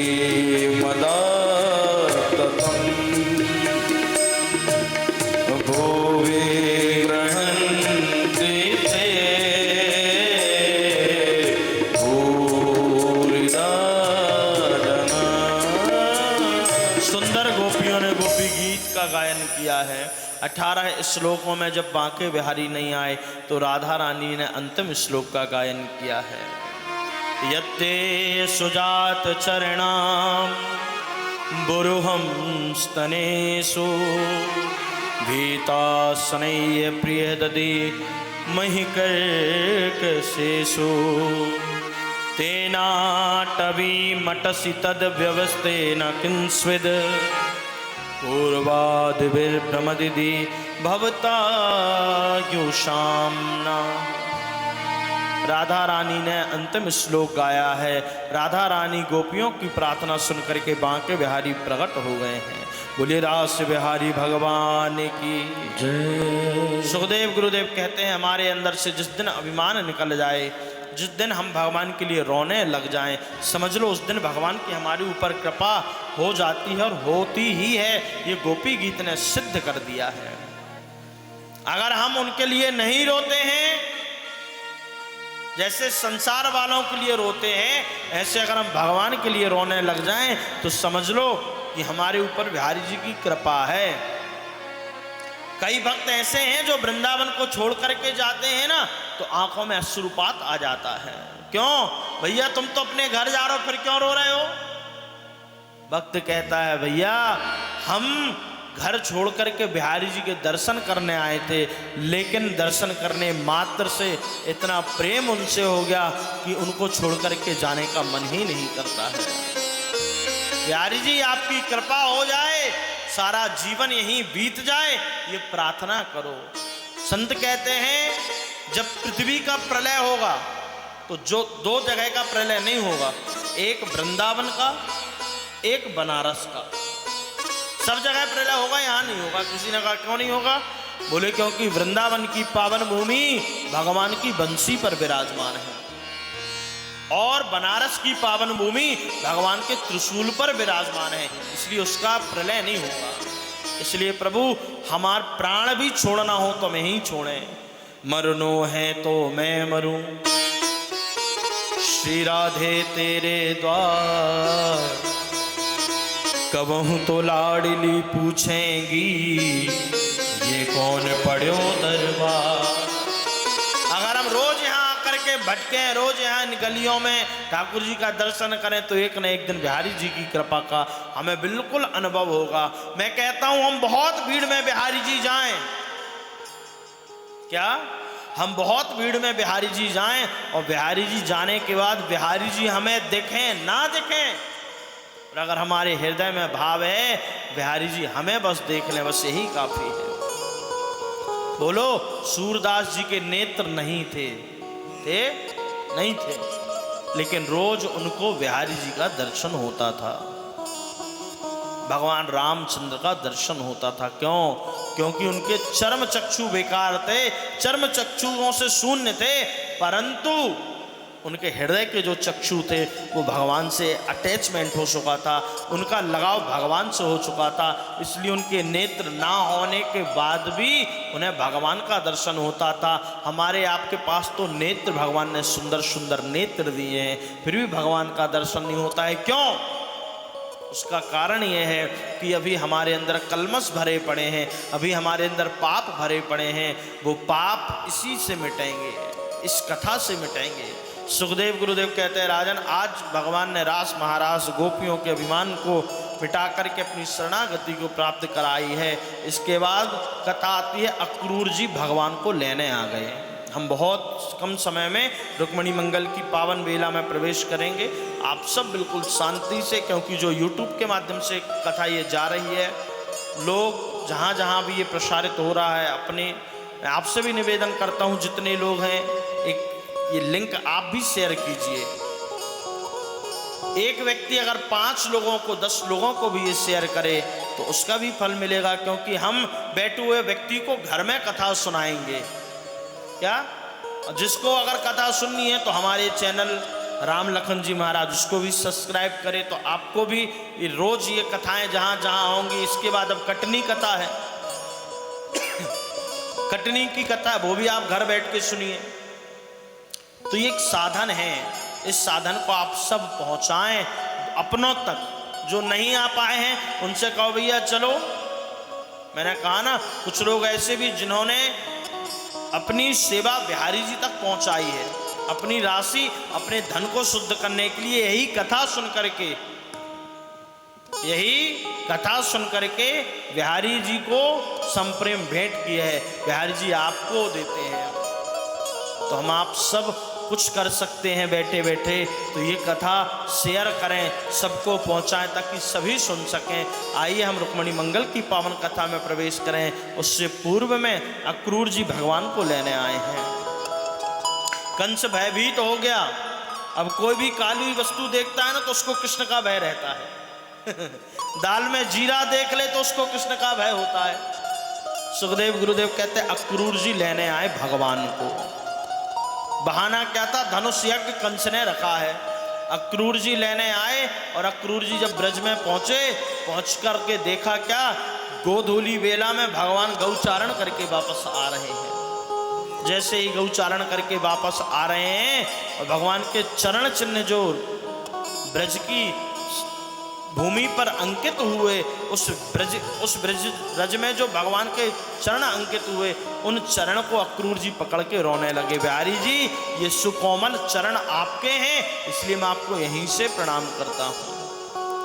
नंद महल जैसे ही पहुँचे हैं, नंद महल पहुँचने के बाद सुखदेव गुरुदेव कहते हैं अक्रूर जी गए हैं और बाबा नंद से मैया यशोदा से कहा है कि हम कृष्ण बलराम को लेने आए हैं। महाराज कंस ने एक यज्ञ रखा है जिसका नाम धनुष यज्ञ है। देखिए ये तो बहाना था यज्ञ, ये बहाना था भगवान को बुलाने का, क्योंकि कंस ने पूरी प्लानिंग कर रखी थी कि वो आएंगे तो यहाँ आकर के उनको मिटा देंगे।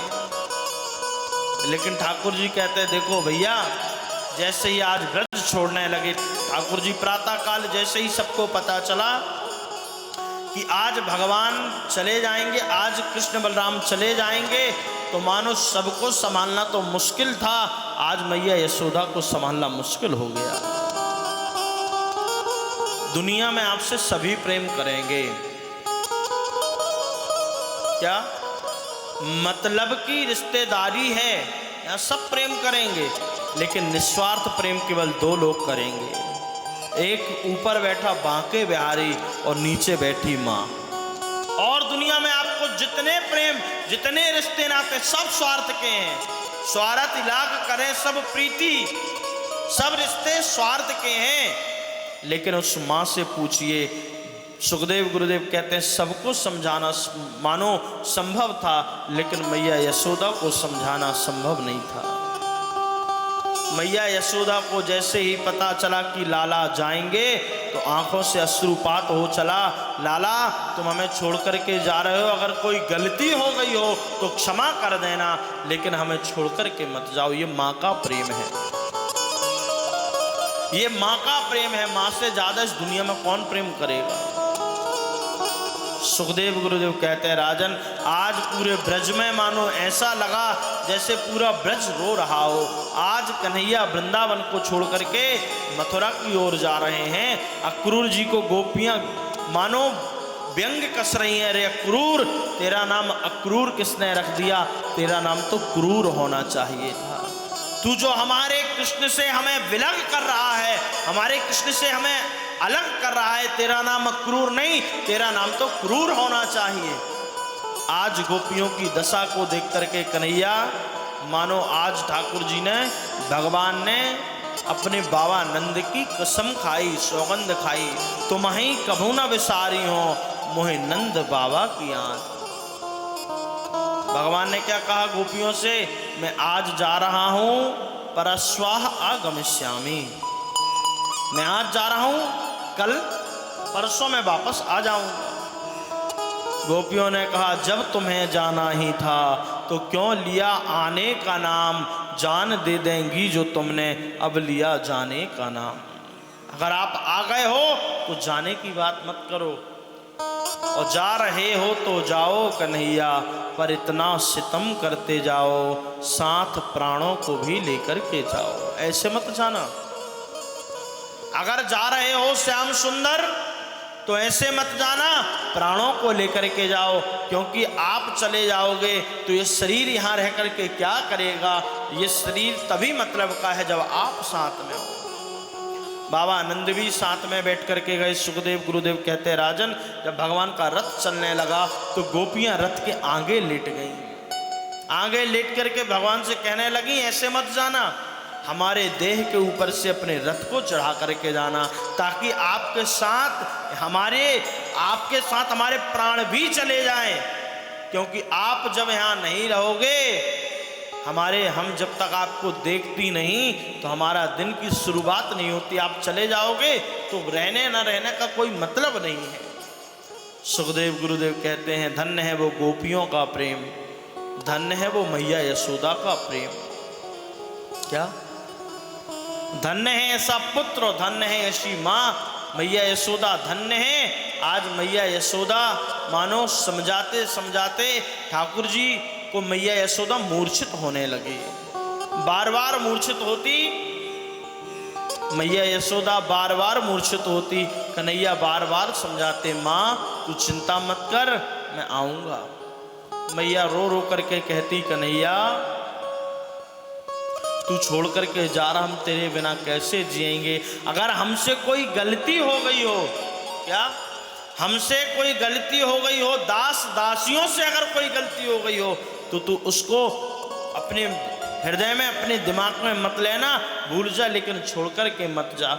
धन्य है वो माँ, धन्य है वो ब्रजवासी, धन्य है उनका प्रेम। सुखदेव गुरुदेव कहते हैं लेकिन भगवान ने कसम खाई, तुम ही कभू न विसारी हो मोहे नंद बाबा की आन। चिंता मत करो, मैं आज जा रहा हूँ, परसों आ जाऊंगा। जा रहे हो तो जाओ कन्हैया,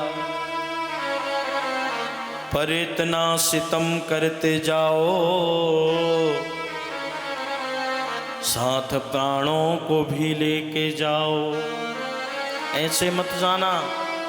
मानो मैया यशोदा का हाल रो रो करके बेहाल हो गया नाथ। यहाँ से बैठ करके जितना कहा जाए उतना कम है कि दुनिया में आपको माँ से ज्यादा और कोई प्रेम नहीं करेगा।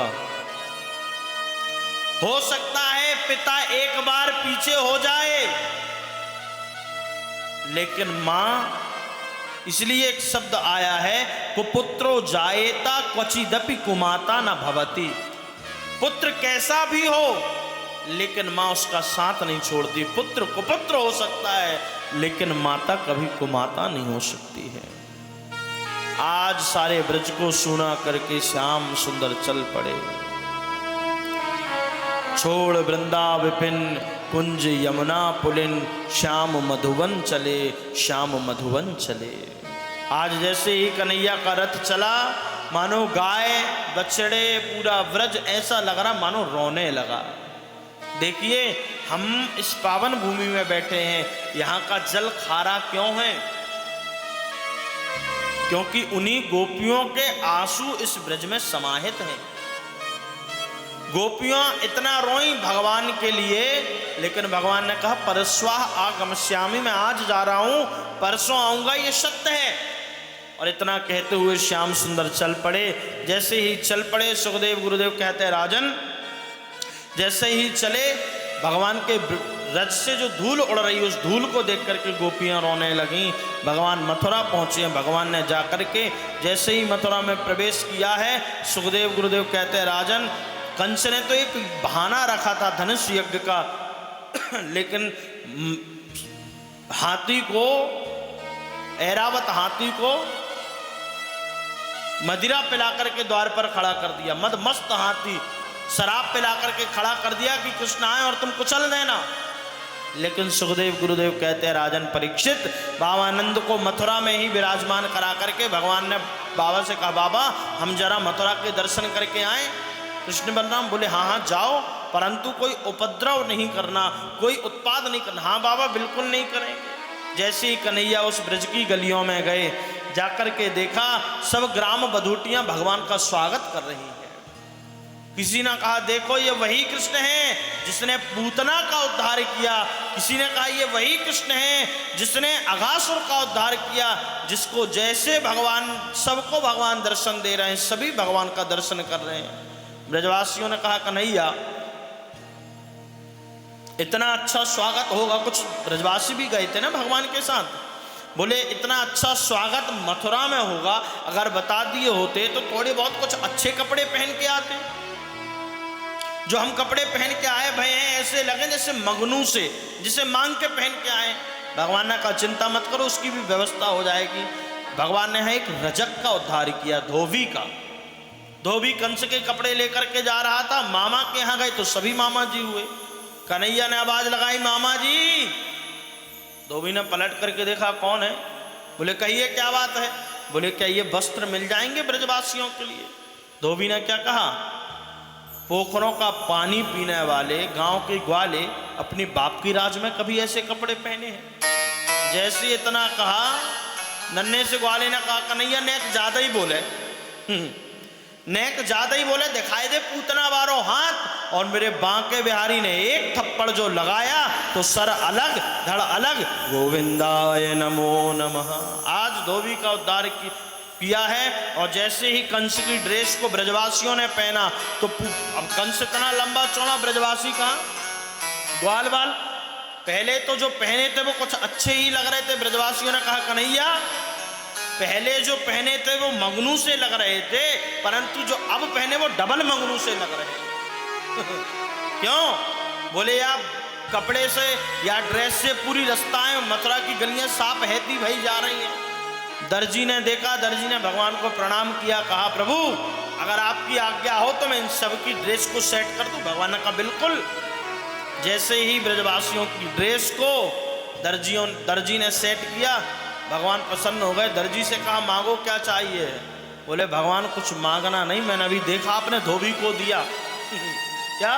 मैंने अभी देखा आपने धोबी को दिया, बस मुझे आशीर्वाद दे दिया जाए। आज भी उनके ऊपर कृपा बनी हुई है। कपड़ा कितना भी सस्ता हो, सिलाई महंगी ही लगेगी। ये कृपा नहीं तो क्या है? बोलिए। आज भी दर्जी के ऊपर भगवान ने वहां भी कृपा की है। ब्रजवासियों ने कहा, कन्हैया कपड़े तो ठीक है गए, बस माथे पे तिलक ना आए। और वो माथा किस काम का जिसमें तिलक ना हो? इसलिए कन्हैया ने देखा 3 जगह से टेढ़ी कुब्जा जा रही थी। जीवन बीत गया कंस के यहाँ काम करते करते, तिलक घिसते घिसते। आज 3 जगह से टेढ़ी कुब्जा पात्र में चंदन घिस करके मलयागरी लेकर के जा रही थी। भगवान ने आवाज लगाई, अरे ओ सुंदरी। कुब्जा को बड़ा आश्चर्य हुआ, इतना जीवन बीत गया, आज तक किसी ने सुंदरी नहीं कहा, आखिर ये सुंदरी कहने वाला कौन है। जैसे ही पलट करके कुब्जा ने देखा, मेरे बांके बिहारी को देखते ही रह गई कुब्जा। सुंदरी कहने वाला कोई और नहीं, श्याम सुंदर ही है। कुब्जा ने जाकर के सबको तिलक लगाया है। और जैसे ही बांके बिहारी की बारी आई, जैसे ही बांके बिहारी ने अपने माथे को, मस्तक को आगे किया, कुब्जा ने भगवान को तिलक लगाने के लिए अपना हाथ आगे बढ़ाया। भगवान ने एक पैर के ऊपर पैर रखा, दौड़ी पर झटका मारा तो 3 जगह से टेढ़ी कुब्जा का भी भगवान ने उद्धार कर दिया। बोलिए भक्त वत्सल भगवान की जय। इसके बाद भगवान सीधे रंगमंच पे पहुंच गए जहां धनुष यज्ञ का बहाना था। जो धनुष मिली थी वो किसी और की नहीं, भगवान शिव के द्वारा कंस को ये धनुष प्राप्त थी। भगवान ने कहा था शिव ने, जो धनुष तोड़ेगा वो तुझे छोड़ेगा नहीं। आज वही धनुष यज्ञ रखा है। भगवान ने कुवल्या पीड़ हाथी का उद्धार किया, एक दांत कृष्ण ने लिया, एक बलराम ने लिया। रंगमंच पे पहुंच गए, सल तो सल का कल्याण किया, बलेन सह मुष्टिका, चारुण मुष्टिक का कल्याण किया है। सबने देखा, बताओ कितना बुरा है कंस, बच्चों से बड़ों को लड़ा रहा है। जाकी रही भावना जैसी, प्रभु मूरत देखी इतने तैसी। किसी को भगवान पति रूप में नजर आ रहे हैं, किसी को पुत्र रूप में नजर आ रहे हैं, दुष्ट को काल रूप में नजर आ रहे हैं। कंस घबरा गया, भगवान ने धनुष को एक झटके में तोड़ा है और सीधे कंस के पास पहुंच गए। जाकर के कंस के केस पकड़ लिए। कंस ने कहा, छोड़ो, दर्द हो रहा है। कंस से भगवान ने कहा, याद है आपने मेरी मां देवकी के केस पकड़े थे, उन्हें भी इतना ही कष्ट हुआ था। यदा यदा ही धर्मस्य ग्लानिर्भवति भारता, अभ्युत्थानम धर्मस्य तदात्मानं सृजाम्यहम्।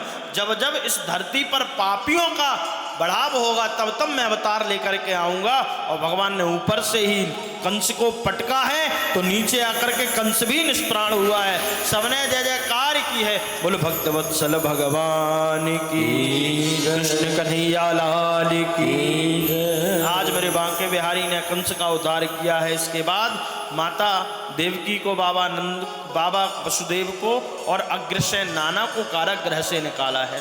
ब्रजवासियों को विदा किया, बाबा नंद को विदा किया। कुछ दिनों तक माता पिता की भगवान ने स्वयं सेवा की। शास्त्र कहते हैं जो व्यक्ति अपने माता पिता की सेवा नहीं करता है, ये शास्त्र में लिखा हुआ है, मरने के बाद उसको स्वयं का मांस खाना पड़ता है। स्वमासम खाद्यन्ति ते, ये श्लोक प्रत्यक्ष प्रमाण है। इसलिए व्यक्ति को अपने माता पिता की सेवा तो करनी ही चाहिए। देखिए, मैं अक्सर कहता हूं, जब तक हैं तब तक तो सेवा कर लीजिए, ना रहने के बाद केवल और केवल दुख ही हाथ लगता है। इसलिए इस दुनिया में शायद उनसे बड़ा कोई है नहीं है।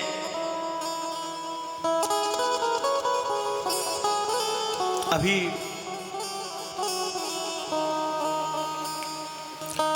कुछ ही समय पूर्व हमारे पिताजी का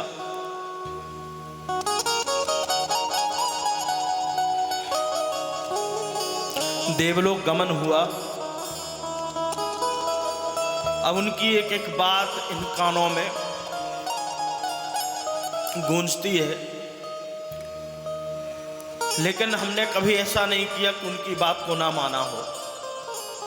आज जो भी हम हैं ये उन्हीं के आशीर्वाद से हैं,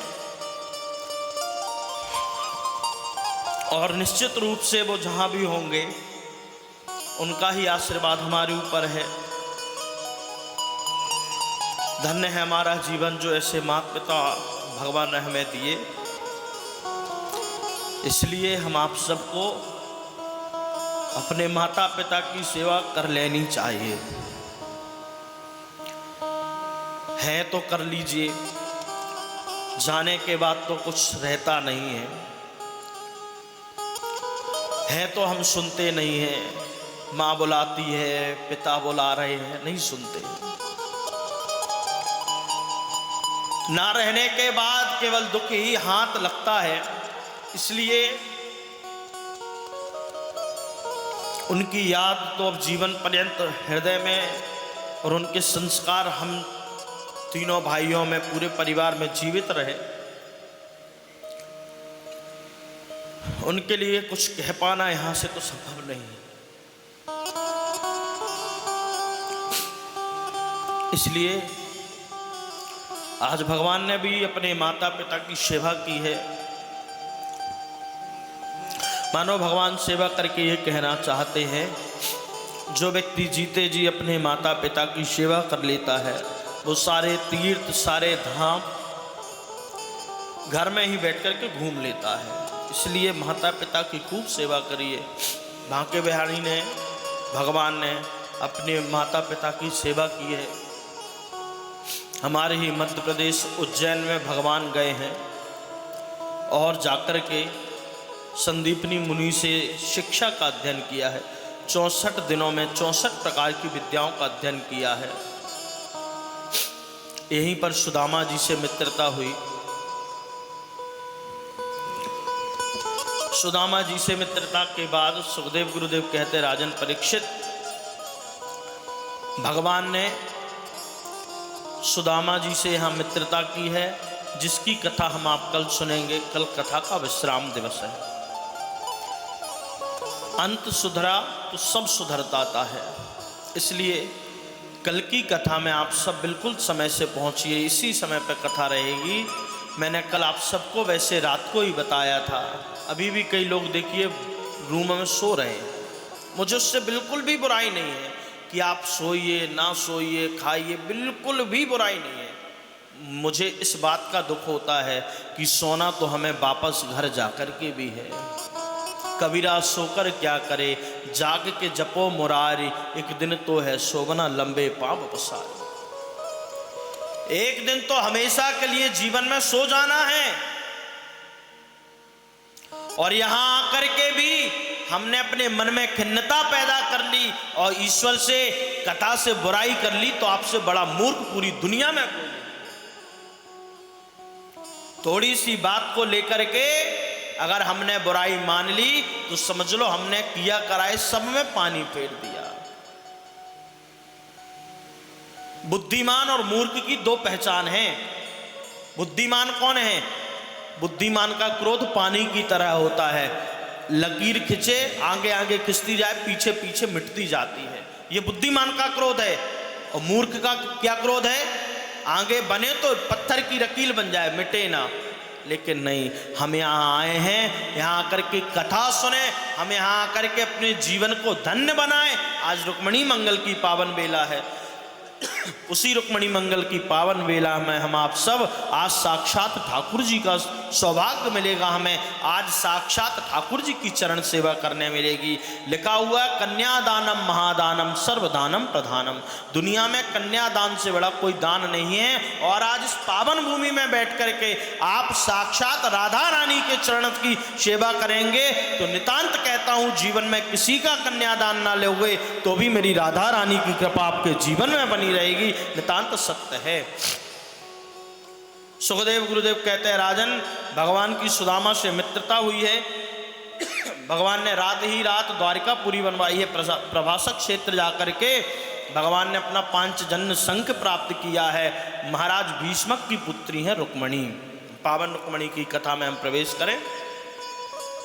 रुक्मणी मंगल की पावन कथा को कहते हुए सुखदेव गुरुदेव कहते हैं, राजन परीक्षित, महाराज भीष्मक की पुत्री हैं जिनका नाम है रुक्मणी। 4 भाई थे, रुक्मी, रुक्मकेशु, रुक्माली और रुक्मबाहु। सबसे बड़े भाई का नाम था रुक्मी। पिताजी चाहते थे कि मेरी पुत्री का विवाह कृष्ण के साथ हो जाए। जो अच्छी बुद्धि होती है वो अच्छी चीज का चयन करती है।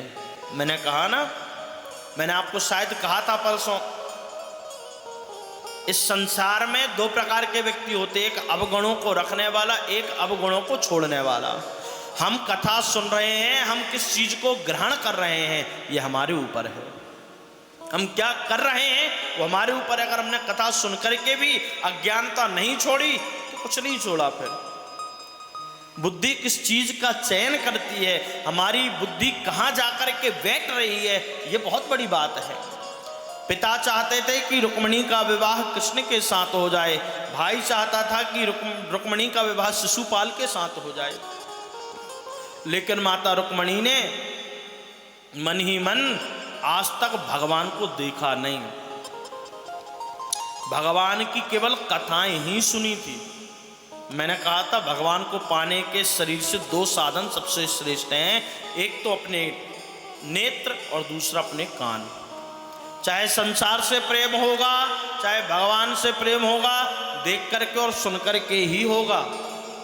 आज माता रुक्मिणी ने नारद जी से इतनी कथाएं सुनी कि भगवान को अपना पति परमेश्वर मान बैठी, मन में संकल्प कर लिया ये शरीर से भगवान कृष्ण से ही पाणि ग्रहण संस्कार होगा। सुखदेव गुरुदेव कहते हैं राजन, माता रुक्मिणी ने एक पत्र लिखा है और पत्र लिखने के बाद ब्राह्मण देवता को बुलाया है। ब्राह्मण देवता को बुलाने के बाद ब्राह्मण देवता को पत्र दिया है। पत्र दे करके कहा है जाओ ये पत्र द्वारिकाधीश को देना। ब्राह्मण देवता से कहा जाओ ये पत्र द्वारिकाधीश को देना। और जैसे ही ब्राह्मण देवता पत्र लेकर के गए, भगवान बैठे भोजन के लिए। सुखदेव गुरुदेव कहते हैं राजन परीक्षित, जैसे ही ब्राह्मण देवता पहुंचे, ब्राह्मण देवता ने जाकर के पत्र दिया। भगवान ने कहा किसका पत्र है, आप पढ़ करके सुनाइए। भगवान ने जैसे ही कहा, ब्राह्मण देवता ने कहा प्रभु ये तो पत्र आपका है और किसी और का पत्र मैं कैसे पढ़ दूं। भगवान ने कहा नहीं, मेरा ब्राह्मणों से कुछ छुपा हुआ नहीं है। विप्राणाम यत्र पूज्यन्ते रमन्ते तत्र देवता। अगर ब्राह्मण कुल में जन्म मिला है और हमारे संस्कार अच्छे हैं, हमारा शरीर शुद्ध है, पहली बात ब्राह्मण का मुख शुद्ध होना चाहिए। क्या अगर ब्राह्मण घर में जन्म आपको हमें सबको मिला है तो सबसे पहले ब्राह्मण का मुख शुद्ध होना चाहिए। मुख शुद्ध होने के बाद शरीर शुद्धि होनी चाहिए। हमारे कौन से जन्म के इतने अच्छे कार्य रहे होंगे जो भगवान ने हमें इस पूरे संसार में कहीं और जन्म ना दे करके ब्राह्मण घर में उसने जन्म दिया। ये सौभाग्य का बात है, सौभाग्य का विषय है। इसलिए ब्राह्मण देवता से कहा मेरा आपसे कुछ छुपा नहीं है, आप तो पत्र पढ़िए। पत्र में क्या लिखा था मैं आपको कहूँ। सुखदेव गुरुदेव कहते हैं माता रुक्मिणी ने 7 श्लोकों में पत्र लिखा, 7 श्लोकों में पत्र लिखा और पत्र पढ़ करके ब्राह्मण देवता ने सुनाया। तो श्रुत्वा गुणान भुवन सुंदर स्नवतां ते निर्विश्य कर्ण विवरै हरतो हंगतापम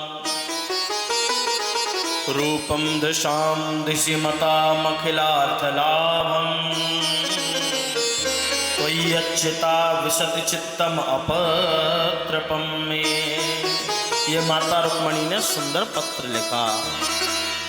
पत्र में क्या लिखा, श्रुत्वा गुणान भुवन सुंदर शृण्वतान्ते।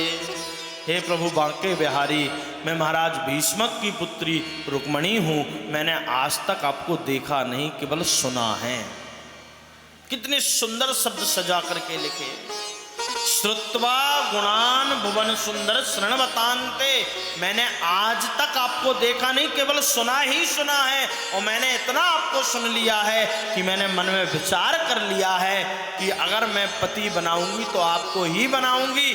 भाई चाहता है कि शिशुपाल के साथ शादी हो जाए, मैं चाहती हूँ कि मेरा पाणि ग्रहण आप करो, और मेरे पिताजी भी चाहते हैं मेरा पाणि ग्रहण आप करो, कहीं किसी शेर का भाग कोई सियार ना ले जाए। इसलिए कल मैं अंबिका पूजन के लिए जाऊंगी, वहीं से आप मेरा हरण कर लेना, आपकी प्यारी रुक्मिणी।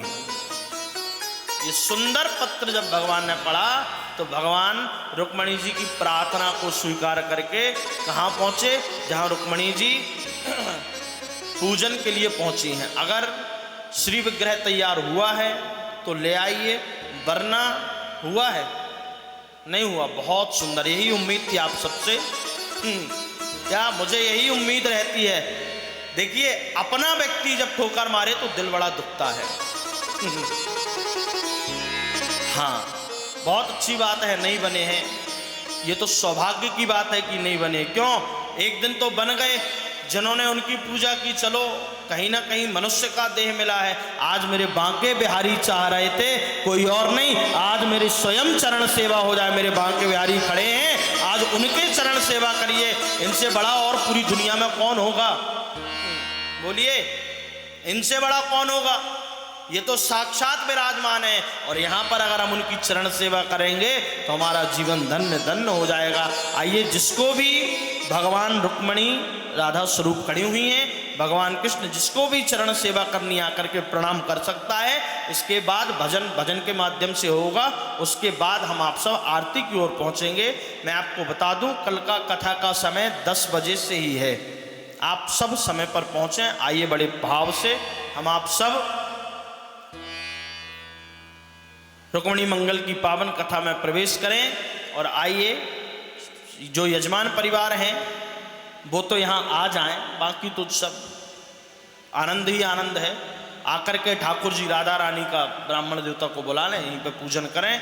आइए, उसके बाद हम आप सब ठाकुर जी के भजन में निमग्न होकर के बड़े प्रेम से कथा का आनंद लेंगे। बोलिए रुक्मिणी कृष्ण भगवान की जय। आइए,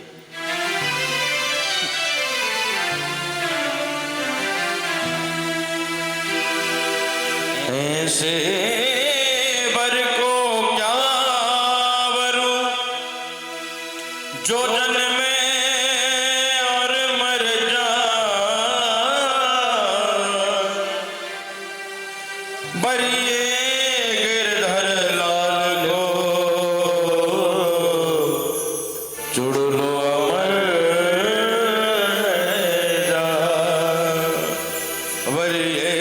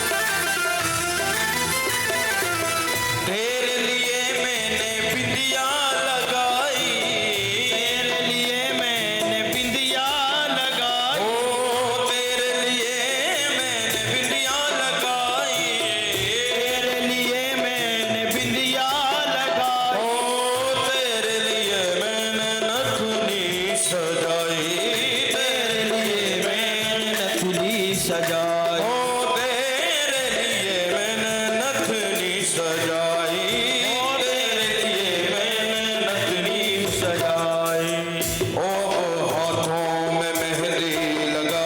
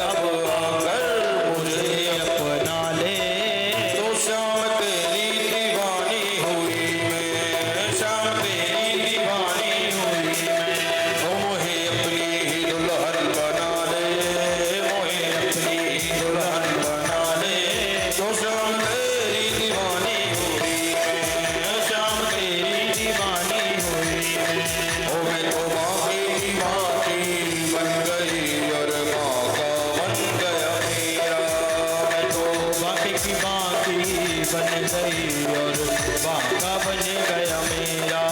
हो रसिया के छलिया के सजना की सैया की, रसिया की छलिया की सजना की सैया, हो रसिया के छलिया के सजना की सैया की, रसिया की छलिया की सजना की सैया तो की। बाके की बाकी बाके की बाकी बन गई और बाका बन गया मेरा। बाकी की बाकी बन गई और बाका बन गया मेरा, बाका बन गया मेरा, बाका बन गया मेरा। तो आइए आप सबको रुक्मिणी मंगल की ढेर सारी शुभकामनाएं हैं। ठाकुर जी से प्रार्थना करता हूँ आप सब खूब ठाकुर जी की सेवा करो, इसी प्रकार आनंद आपके जीवन में उत्तर उत्तर बढ़ता रहे। आइए हम आप सब आरती की ओर बढ़ें। चंद्रमा मनसो जात चक्षुः सूर्यो अजायता, श्रोत्राकाश प्राण समकादग्निरजाय।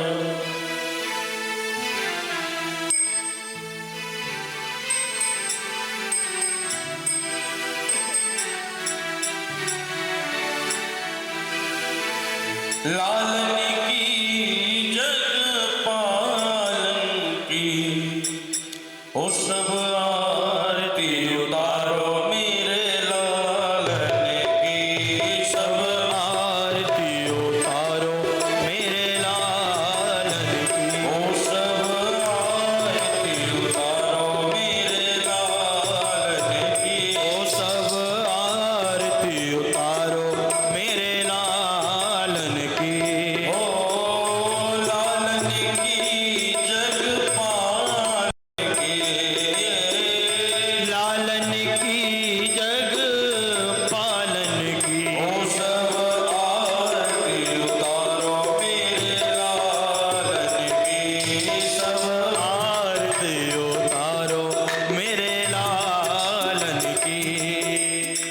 मोर मुकुट पीतांबर शोभे, मोर मुकुट पीतांबर सोहे, मोर मुकुट पीतांबर शोभे, मोर मुकुट पीतांबर सोहे।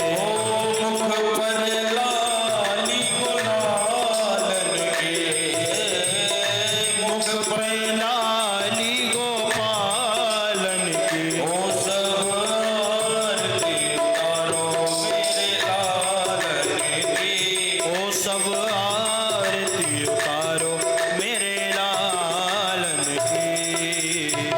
मात यशोदा करत आरती, मात यशोदा करत आरती, मात यशोदा करत आरती, मात यशोदा करत आरती। ओ गिरधर लाल गुलालन की, ओ गिरधर लाल गुलालन की, ओ सब आरती उतारो मेरे लालन की, सब आरती उतारो मेरे लालन की। मोतियन माल छटा के ऊपर, मोतियन माल छटा के ऊपर, मोतियन माल छटा के ऊपर, मोतियन माल छटा के ऊपर। तापर तुलसी के मालन के, तापर तुलसी के मालन की, ओ सब आरती उतारो मेरे लालन की, ओ सब आरती उतारो मेरे लालन की। कृष्णदास बलिहार छवि में, कृष्णदास बलिहार छवि में, कृष्णदास बलिहार छवि में, कृष्णदास बलिहार छवि में। ओ कृष्ण कन्हैया के लाल की ओ कृष्ण कन्हैया के लालन की ओ सब आरती उतारो मेरे लालन की ओ सब आरती उतारो मेरे लालन की ओ लालन की जगपालन की लालन की जगपालन की ओ सब आरती उतारो मेरे लालन की ओ सब आरती उतारो मेरे लालन की कर्पूर गौरव करुणावतारम संसार सारम भुजगेन्द्रहारम सदा वसन्तं हृदयारविन्दे भवं भवानी सहितं नमामि त्वमेव माता च पिता त्वमेव त्वमेव बन्धुश्च सखा त्वमेव त्वमेव वेद्या द्रविणं त्वमेव त्वमेव सर्वं मम देवदेव हरि राम राम राम हरि हरे हरे कृष्ण कृष्ण कृष्ण हरे हरे हरे राम राम हरे हरे हरे कृष्ण कृष्ण कृष्ण हरे हरे नाना सुगंध पुष्पाणि यथा कालो